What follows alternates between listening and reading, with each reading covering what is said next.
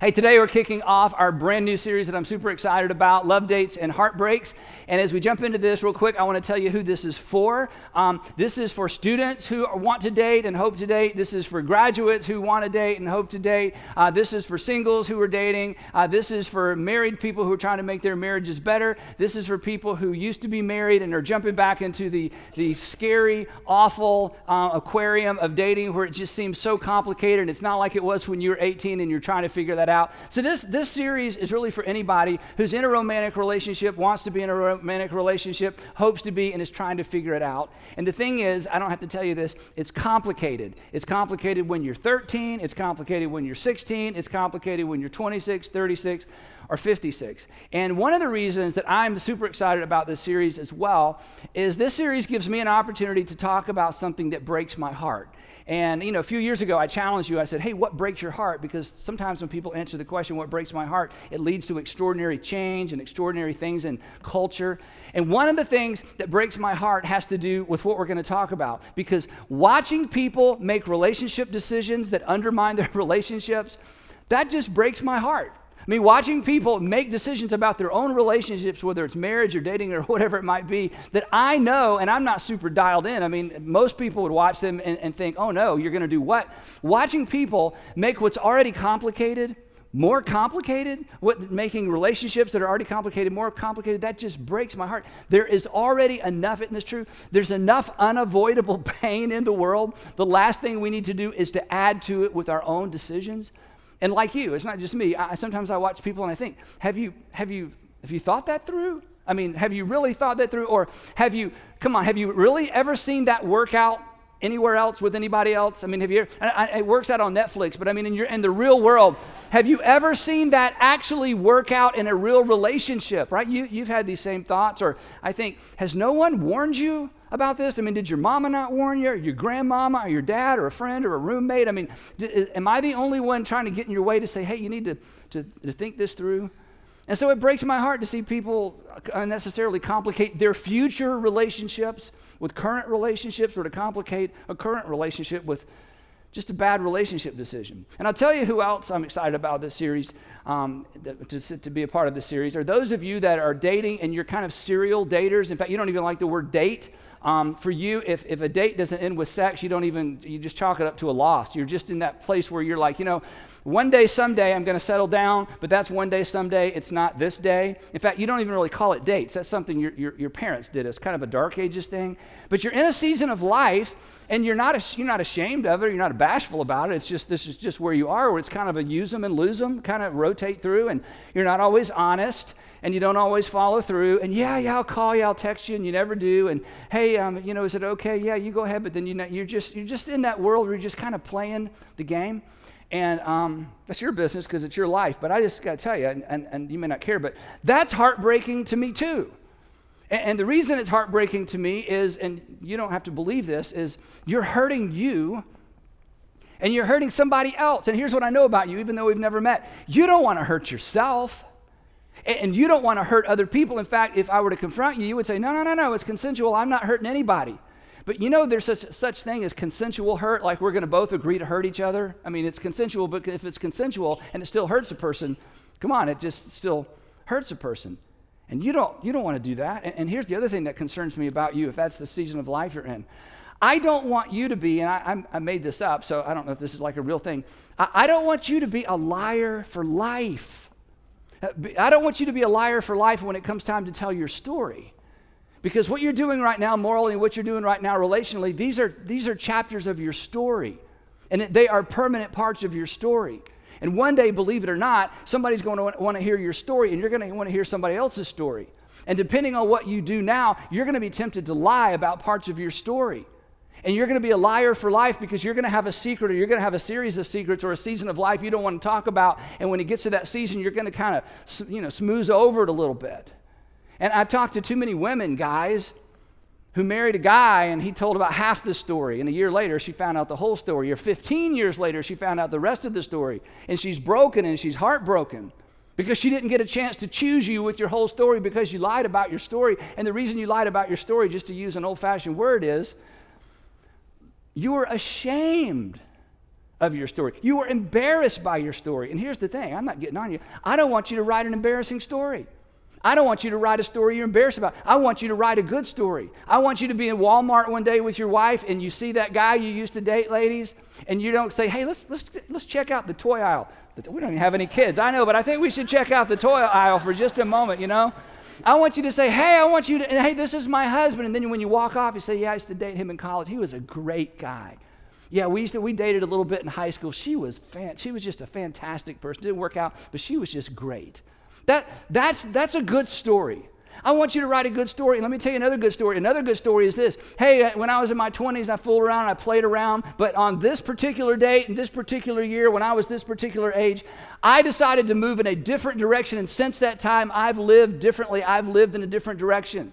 Yeah, when I was 45, I went through a terrible divorce, and after the divorce, I went a little bit crazy, me and the girls. I mean, we just went kind of crazy, me and my girlfriends. But then, you know what? I said, wait a minute, that's not the story I want to tell. And on this particular date, at this particular time, I changed the direction of my life. I began to live and decide in a different direction. That's a better story to tell. And you're writing the story of your life, and it's going with you. And I don't want you to be a liar for life because of decisions you make now, because that breaks somebody's heart. And I don't want you to be somebody else's regret, right? When they tell their story, when your name comes up, I want them to say good things about you, don't you? And let's face it, when your name comes up, they're going to say something about you. You know they will, because you say something about the people in your past. And you're deciding what they're going to say. And I don't want you to be somebody's regret. I want you to be somebody's, oh, yeah, I'm sorry it didn't work out, but he was such a great guy. She was so great, and her family, and she was, isn't that what you want said about you? And guys, I don't want you to be a hypocrite. And here's what I mean by that. If someone did unto your sister as you do unto the girls you date, you may want to do something unto them. If someone did unto your niece or your single mom as you do unto the girls you date, you may want to do something unto them. I don't want you to be a hypocrite. I don't want you to expect one thing for the people you love and treat women different than what you would want a man to treat the women that you love. I just don't want you to be a hypocrite. Here's what I know about you. You don't like hypocrites. It's one of the reasons you don't go to church. The church is full of hypocrites. So maybe you're right. Don't join us, okay? Right? I mean, don't let there be duplicity. Don't live a double life. Don't live with a double standard, because ultimately that hurts you and that hurts other people, and that just kind of breaks my heart, because it sets you up for trouble that you don't need in the future. And ladies, and I don't like to really talk to ladies. I've never been one, okay? So I realize as soon as I move in this direction, I step out on very thin ice, so I'll just kind of put out there and head backstage. But ladies, I don't want you to be treated like a commodity. Or let me say it the harsher way. I don't want you to allow yourself to be treated like a commodity. And many times, it's your decision. And you know what a commodity is? A commodity is something that's bought and sold and traded and sometimes eventually just discarded. And maybe depending on your life and culture and the way you've managed your relationships, maybe you started to feel a little bit like a commodity. I don't want you to feel that way. I want you to feel like someone who has extraordinary value and extraordinary worth, not just based on what God says about you, but based on the way that men treat you. And men, I want you, and this is kind of an old-fashioned word too, I want you to step up. I want you to be gentlemen. See, gentlemen is powerful. Self-control is powerful. Deferring to the wishes of another person is powerful. Kindness is powerful. Grace and mercy is powerful. And ladies, don't you wish there were more gentlemen? And ladies, I wish you would do whatever you have to do, whatever is in your control to decide. I am no longer going to allow myself to be mistreated, because that just hurts you. If you get accustomed to being mistreated, eventually you begin to define yourself that way. And I realize that these values clash, and I realize that in our culture, it's very difficult to think that it'll ever be different than it currently is. But this series is about helping you begin to think differently about yourself and about your future. Now, there are two myths that kind of drive all this confusion relationally, especially when it comes to how we manage our sexuality and how we do dating and relationships, and even within the context of marriage. And like most myths, once you surface a myth and look at it, you realize, well, that's just ridiculous. But these two myths actually kind of sit in the undercurrent of our thinking and our assumptions about relationships. In fact, they are really unexplored assumptions. And in any area of life, financially, business, whatever you might do, whenever there's an unexplored assumption, it's a very dangerous thing, because an unexplored assumption will inform your decisions, but you don't know it's informing your decisions, and you make bad decisions. And these two relational myths inform so many of the decisions in our culture, and honestly, everything in our culture fuels these myths. But as soon as I state them, you're going to go, oh yeah, that's ridiculous, that's not true. But here's my challenge to you today as we start this series. These two myths for many of us actually drive our relationship decisions. The first one is this. You may have heard me talk about it before. I just call it the right person myth. The right person myth is not that there's not a right person for you. The right person myth is this, that once you meet the right person, everything will be all right. And all the married people grumble and go, yeah, that ain't true. That ain't true. Because I met him, it's not true. It's not, you're right. The myth is that once you meet the right person, everything's just going to be all right, regardless of what you do between now and then. The myth is this: I can play around, I can do whatever I want, I can treat guys the way I want, girls the way I want, I can just do whatever I want. But when I meet the right person, everything's going to change. The past disappears. So you think your problem is you just haven't met them yet. Or you met them and moved in with them, or you met them and you married them, but now things aren't all right anymore. And you are slowly coming to the conclusion that you must have chosen the wrong right person. And now you are looking for who? You're looking for the next right person.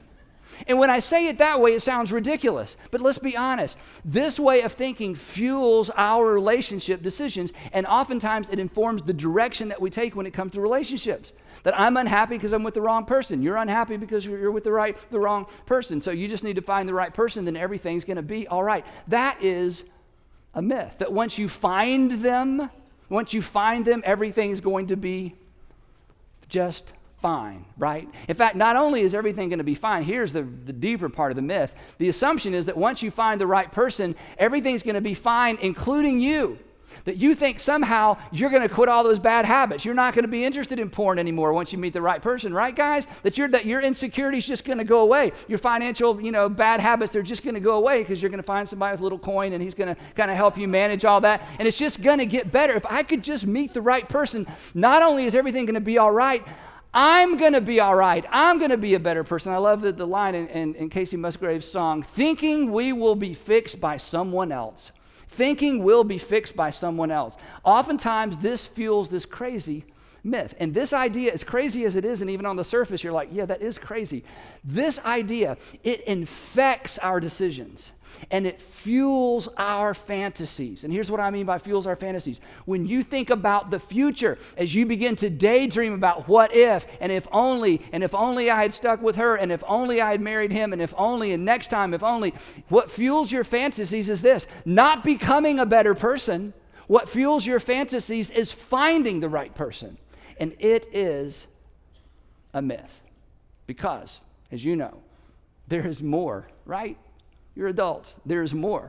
There's more to a satisfying relationship than finding or even being found. We just don't hear much about this. This does not make great film. This does not make great television series. This doesn't make great reality TV. What makes great reality TV and what makes great film is people falling in love. That's what the whole movie's about. They finally find each other. They're supposed to be together. It takes an hour and 45 minutes for them to figure it out. And then they figure it out and they're together. And then what happens? The movie's over. We love being entertained by people falling in love. But here's what we know about falling in love, because we're adults. Falling in love requires a pulse. Falling in love requires a pulse. If you have a pulse, you can fall in love. Staying in love requires so much more, and this series is about the so much more. But of course, we're not entertained by the so much more. It's nobody's fault. It's just kind of the way it is. The second myth I call the promise myth. There's the right person myth and the promise myth. This myth maintains that basically when it comes to satisfying, long-term relationships, that all we need to do is make a promise. That when it comes to relationships, a promise actually replaces the need for preparation. That a promise replaces the need for preparation. That you can commit, promise, or vow your way into a healthy, satisfying, mutually satisfying relationship. That you can vow or promise or commit your way into a successful future, which is ridiculous. And that everything that came before can be overcome with two things: a promise and a party. A promise and a party. You're going to stand at an altar and make a promise, then you're going to have a big party. The past disappears. You're going to be a brand new person, a completely different kind of person, and you can promise or commit or vow your way into the future, and your spouse, your fiance can promise or commit or vow his or her way into the future as well. But promises, you know this, right? Again, you surface these myths. It's like, yeah, that can't be true. Promises are never a substitute for preparation, right? We know this in every other arena of life except relationships. We know this in academics. You can't promise yourself to a degree. You have to study.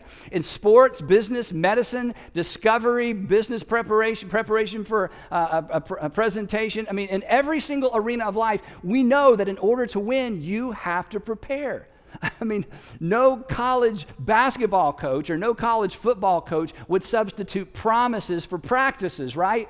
Come on into the locker room. We're just going to promise each other we're going to win. They wouldn't even substitute, right? They wouldn't even substitute, emotional, passionate pep talks in the locker room for practice, because practice is how you win games. Every coach knows you don't promise to win games. What do? You have to prepare to win. And this is true in your relationships. But who teaches us to prepare, or who prepares us for relationships? Nobody. Every single day we're told if you just fall in love with the right person, everything's going to be all right. And it's a myth. In fact, rationally, it's not true. And the whole idea that you don't have to prepare for something to win in something, that's not true, which means, and this is kind of tough to say, that when it comes to relationships, commitment is way overrated. Let me put it this way. I do doesn't mean you can. Saying I do, in fact, you know this because you have been to weddings, haven't you? You've been to weddings, you sat sort of toward the back, and they got up there, and I'll love you forever and ever, you're my sweetest, and they wrote their own vows, and they got lyrics of songs in there, and music's playing, and you're sitting in the back going, take luck, good luck, what are the odds of this? I mean, you're not trying to be negative, you don't want to be negative. Here's what you know intuitively. You know they're not prepared. They're not prepared because they haven't been honest. They're not prepared because they haven't dealt with their bad habits. They're not prepared because they're immature. I mean, there's a lot of reasons, a lot of it beyond their control. You just kind of know the odds of them making it. I mean, they mean well. It was a great party. Oh my goodness, and their vows were beautiful. But come on, we're adults. You don't vow your way into a successful future relationally. You have to prepare. Listen, especially if you've never been married. Saying I do does not make you capable. Saying I do makes you accountable. Saying I do doesn't make you capable, it makes you accountable. And here's the bad news. When you're accountable but not capable, you're miserable. When you're accountable, I'm stuck in this, but I don't know what to do with this, and I don't know how to fix it, and I don't know how to make it better, you're just miserable. So here's a brilliant statement. I mean, it's amazing, my intellect. If you aren't preparing, you won't be prepared. I probably need to explain that. I mean, it's pretty deep. Let me go slow, right? I mean, again, it's just kind of common sense, but I'm telling you, you know this. When it comes to relationships, common sense is not common. We just ignore all the rules that we employ in every other arena of life. I want you to be prepared. And for those of you that are in a relationship or you're married, I want you to start preparing because you're in. And yes, you love her, and yes, you love him, and you have kids together, and you're wondering, can we fix this? Of course you can. But you don't fix it by just trying to, do what you did in the beginning and try to keep falling back in love with each other. There's a way forward, and that's why we're doing this series. Now, this is where the message of Jesus just comes alive. This is where following Jesus makes all the difference right now in this world, in this life, in your current relationship. You've heard me say so many times, following Jesus will make your life better. Following Jesus will make you better at life. Well, following Jesus will make your life better, and following Jesus will make you better at relationships. It'll make you a better boyfriend, a better girlfriend, a better husband, a better wife, a better parent, a better fiance, a better future husband, a better future wife. That following Jesus will make you better at life. In fact, following Jesus will make you better at life before you come to the conclusion as to whether or not you believe Jesus is the Son of God.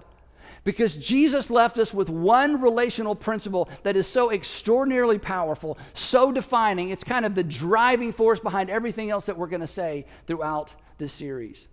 Because whereas the teachings of Jesus won't help you find the right person, primarily because people had arranged marriages back when Jesus came along, and by the time they were 13, it was all said and done. It was all buttoned up, and you didn't have much choice. But following Jesus, this is the game changer. Following Jesus will help you become the person. It's why every once in a while, maybe you've had this experience, you meet someone from your past. You knew him in high school, you knew him in college, you knew him in graduate school, you knew him at a previous job maybe. And years go by and you run back into him and they're different, and they're good different. I mean, they're kind of cleaned up and buttoned up, and their eyes are clear, and there's happiness on their face. They seem to have their life together. And you start asking questions, and you discover they became a Jesus follower, and they're different. They didn't meet somebody new. They became somebody new. It's why sometimes when you meet people from the past, it's like you became a different person. Following Jesus will help you become the kind of person that the person you're looking for is looking for. Following Jesus will help you become the kind of person that the person who was hoping for was hoping for. Following Jesus will help you become.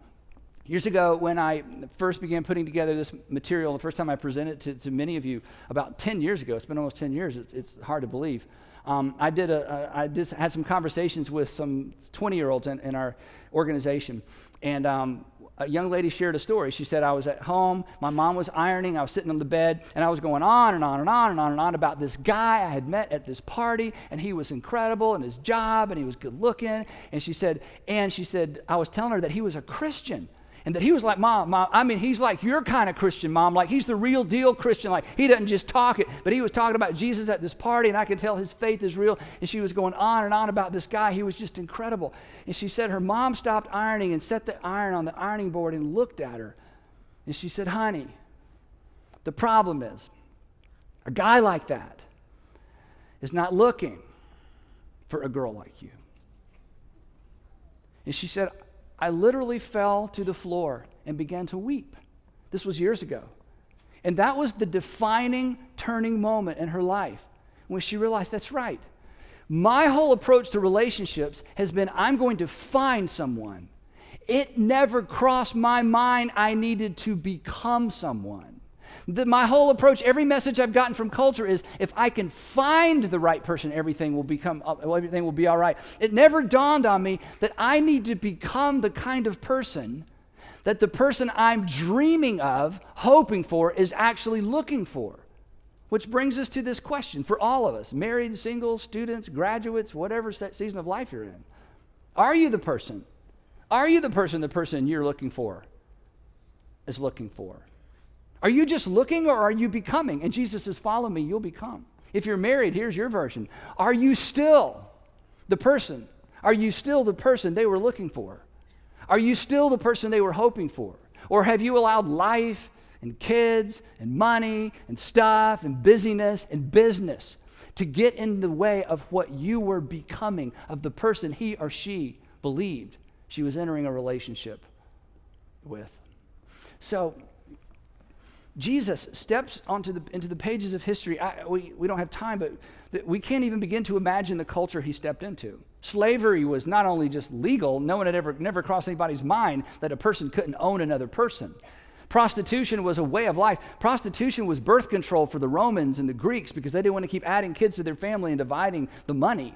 I mean, the world that they stepped into is unimaginable, and in spite of that, Jesus introduces a brand new relational paradigm, that was a game changer beginning in the first century and eventually got the attention of the Roman world and became central in the life of Rome, and since then has circled the globe. A relational paradigm that is simple, it's compelling, it's demanding, of course it is, and it's also rewarding. And here's the coolest thing if you're not a Christian.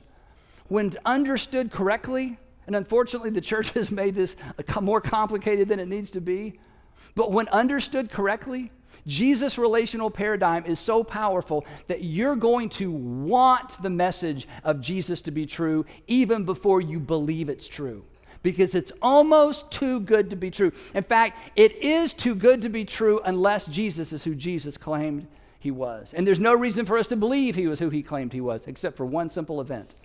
His resurrection that changed everything and put everything and reframed everything that he taught. So toward the end of his ministry, Jesus is gathered with his guys, and he's going to kind of give them this is part of that last minute, if you forget everything else, remember this pep talk. And these words I'm about to read to you that Jesus said, they didn't even understand what he was talking about. They could not understand this until after the resurrection. And as complex as it seems to us because we live in a different world, his words were so clear and they're so specific. And at the end of this passage, as I walk you through it, he gives us kind of our marching orders. He gives us kind of the North Star by which we should guide all of our relationships. And then we're going to come back next week and kind of tease it out and look at the details. Here's what he said. And he begins with an illustration that they were totally dialed into that we're immediately like, huh? Here's what he said. He said, I am the true vine. I'm like a vine. And my Father, God, is the gardener. And whenever Jesus told a parable, there's a God part, there's a Jesus part, and there's an us part. He says, okay, guys, here's how I want you to think about your relationship with me. I'm like a vine. Now, they understood grapevines. They totally got it. I'm the vine, and my heavenly Father is the gardener, the one that's tending the vine. He, God, cuts off every branch that's plugged into me, the vine, that doesn't bear any fruit. Why? Because the goal of Jesus and the goal of this whole conversation is to explain how people get connected to Jesus and Jesus bears fruit through them. While every branch that does bear fruit, he prunes it. Why? So there will be more fruit. So the goal clearly is some kind of fruit bearing, to which we say, what's the fruit? And he's going to tell us in just a minute. By the way, your life is bearing fruit too. Everybody's life bears fruit. It's your reputation. It's the outcome of your decisions. It's that story that you like to tell and the story that you don't like to tell. So the idea of our lives having a wake of broken relationships or healthy relationships or debt or financial security, we all have a wake. We've all borne fruit in our life. And Jesus is talking about something that's familiar yet unfamiliar because he's saying, I want you to allow me to bear fruit through you. So he says, here's what you got to do. And this is all relationship language. Remain in me, and I also remain in you. In other words, this is just his way of saying, stay close to me, stay connected to me, follow me. And then he tells us why. He says, you need to stay close to me and follow me because no branch can bear fruit by itself. It's got to remain in the vine. Again, he's talking about something so familiar. If you take the branch off the vine, the branch dies, it doesn't bear any fruit. He says, if you're going to bear the fruit I want you to bear, you've got to stay plugged into me. And now the application. Neither can you, he would say to John and to Matthew and to Andrew sitting there, neither can you bear fruit unless you remain connected or plugged in to me. That we can't bear fruit the way that Jesus wants us to bear fruit unless we lean into him, or to use another word Jesus used, continue to follow him. And then he says to them what they've already figured out. By the way, guys, he goes slow for them. He doesn't want them to miss it. I am the vine. You've already said that. And you guys are these branches I'm talking about. And if you remain plugged into me and I in you, this is so cool. I want to make you a promise, he says. You're going to bear much fruit. You're not going to bear much fruit because you're going to learn how to be a fruit bearer. You're going to bear much fruit because you're plugged into and following me. It's why when you met that guy or that girl from your past, they were so different. And when you asked them, what's going on, they didn't talk about, well, I got up every morning, made a list of 5 things I'm going to become, and by golly, I became them. They just make it simple. They say, well, they don't even know how to explain it to you sometimes. It's just, well, I started going to church and then started reading my Bible, and basically you discover they became a Jesus follower, and they're just different, and they're not even sure they can explain it. This is the promise of Jesus. Plug into me, stay close to me, follow me, and one day you'll realize you have become something new. You've become something different. People will say you've become something better. And then he defines what he means by fruit. And this is so powerful. He says, just as the Father, this is it's amazing that he makes this comparison. Just as the Father has loved me, so I have loved you. It's like, wait. Okay, you changed the subject. Okay, we're talking about gardens and fruit and vines. Okay, well, we're now talking about love. He's like, just hang with me. I'm getting there. Just as the Father has loved me, just as the Father has demonstrated his love through me, I have demonstrated the Father's love through you. Now, here's what I want you to do. I want you to remain in my love. The same word he used to talk about the branch staying connected to the vine. So it's like, wait, so God's the gardener, you're the vine, I'm the branch, I'm to stay connected to you.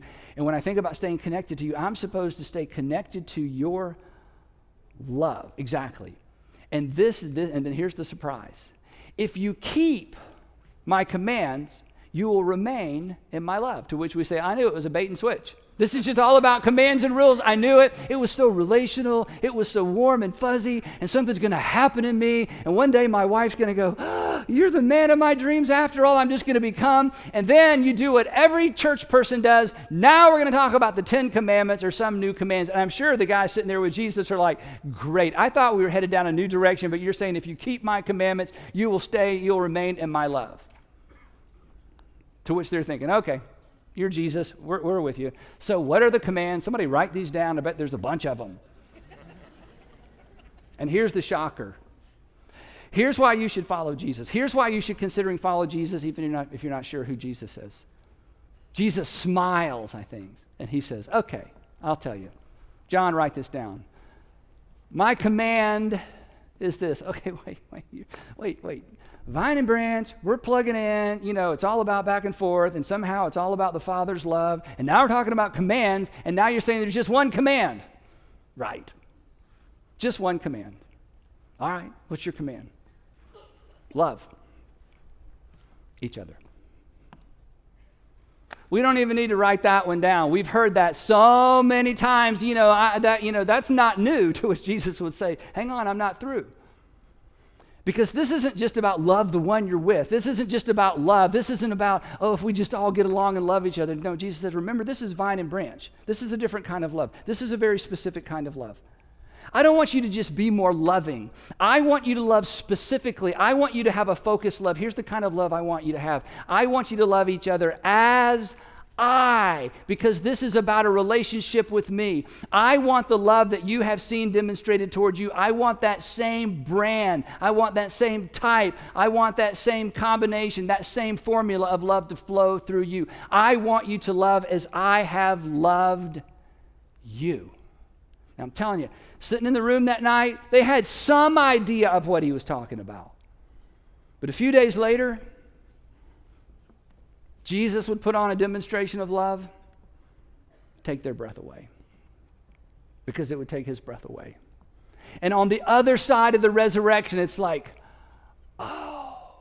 this isn't some kind of permissive figuring it out on your own kind of love. This is the kind of love where you put the other person first. This is the kind of love where you lay down your life for a friend. This is the kind of love where you defer to the wishes and the thoughts of the other person. This is the kind of love where you forgive regardless of what's been done and regardless of the offense. This is the kind of love that takes everything I have going for me and makes it available for you. This is the kind of love where I do unto you as my Father through Christ has done unto me. This is what Jesus means by abiding in him. It's not complicated. It's not super intangible, super spiritual. It is about learning how and allowing the love that God has for you to flow to others, specifically to those with whom you have a relationship. St. Augustine, by the way, St. Augustine is in Florida. St. Augustine is in heaven. Just want to clear that up, okay? St. Augustine makes this comment based on this unique, focused, Christ-like kind of love. He says this, he wrote this. He said, love and then basically do whatever you want. Love and do as thou wilt. Once you understand that the framework for all of your relationships, the framework and the guiding force and the guiding principle, the North Star of your behavior toward the people around you, the people that you're raising, the people that you live with, the people that you're married to, as long as you know the North Star is my behavior will be monitored through and looked at through the filter and the grid of God's love for me as demonstrated in Christ, he says, once you have that down, you'll figure everything out. That this is how you become. This is how you become a person worth looking for. This is how you shift gears from just finding, and if you're married, controlling, and conforming, and pressuring, and if I can just ever get her to act the way I want her to act, I'll be happy. And if I could ever get him to stop and to start and to begin and to stop, if I could just get him shaped into the image of what I want, then I would be happy. And Jesus says, that's never going to work. I have an idea. Just follow me and learn from me. In another place he says, because I'm gentle and I'm humble in heart, and you will find rest for your souls, and you will find peace in your relationships. Because I want to teach you how to love as I've loved. And I'm telling you, when two people get on board with this, when two people embrace this approach to relationship, it's amazing what happens. This is how you become a person worth finding, but this is how you become a person worth staying for. This is, as we're going to see, this is how you prepare to commit. This is how you prepare to stay committed. This is how you make whatever relationship you're in better, because both people are becoming, and they're becoming in the same direction. And as we'll discover next time, there's fine print. Here's the thing that may blow your mind if you're not a Christian or you're new to this whole thing. That the kind of person that Jesus wants to lead you to become, if you become one of his followers, is actually the kind of person we're all ultimately looking for and all ultimately want to be or to become. That what you're going to discover when you open the pages of the New Testament, and as we look at what Jesus says specifically, you're going to discover, oh, well, that's sort of the kind of person I wanted to be anyway. Oh, well I would love to meet a person who loved me like God through Christ loved him or her. And yeah, I would love to think, it seems far off to me, and I can't imagine ever getting there, but I would love to think that I'm that kind of person. Now, I get criticized for this sometimes. If what you've heard me say is it's just all about love, that's not what I've said, because that's not what Jesus said. And if the whole idea of just love, we're just going to love each other, it seems so permissive, it seems so undefined, it seems like anything goes, then you don't understand God's love as exemplified through Christ. So what we're going to do next time, this is going to be fun. In fact, the next 2 weeks are going to be extremely practical, is we're going to look at the fine print, because there's always fine print, right? But here's the cool thing. This fine print will make you fine. Okay? It will make you worth finding and keeping, no losing, and less weeping. Because when two people, this is why this is so important, when two people embrace the fine print, and when two people decide they're going to stay connected to the vine, the relationship gets better, and it gets fine. And it doesn't get better because they accidentally or magically found the right person. It gets better because they are becoming a better person, because following Jesus will make your life better. And I promise, following Jesus will make you better at life. So don't miss next week when we look at the fine print. Now, before that, though, I want to give you something to talk about in the car. If you're married, be careful with these questions, okay? I want you to have a nice ride home. If you're in a small group, it's safe to talk about these things in the small group. You may want to take a picture of these questions. They're going to be on all of our social media. But here's the 3 questions I want you to wrestle with during the week before we come back next time. And here they are. What are or what were the top 3 things you are or were looking for in the person that you're looking for? And if you're married, again, you got to be careful with this because you're like, oh yeah, you're all through. You get an A+, okay? But what I just want you to think about, what were or what are the 3 things that you're looking for? Number 2, do you measure up to those 3 things? Let's not be hypocrites. I mean, if I want it in her, I need to see it in me. If you want it in him, you need to see it in you. And then the third question is to list 3 things that come to mind when you think about Jesus' love for you, and what would it look like to extend those same 3 things to someone else? That's what it means to be plugged in to the vine. So, what were you looking for? Are you doing that for someone else? What does this look like in terms of what God's done for you? And what would that look like in your relationships with others? And we will pick the discussion up there next week. I'd love to pray for you, and then we'll take off. Father, thank you for preserving these teachings. Thank you for your extraordinary love. Now give us wisdom to know what to do, and then give us the courage to walk out of here and do it. In Jesus' name. Amen.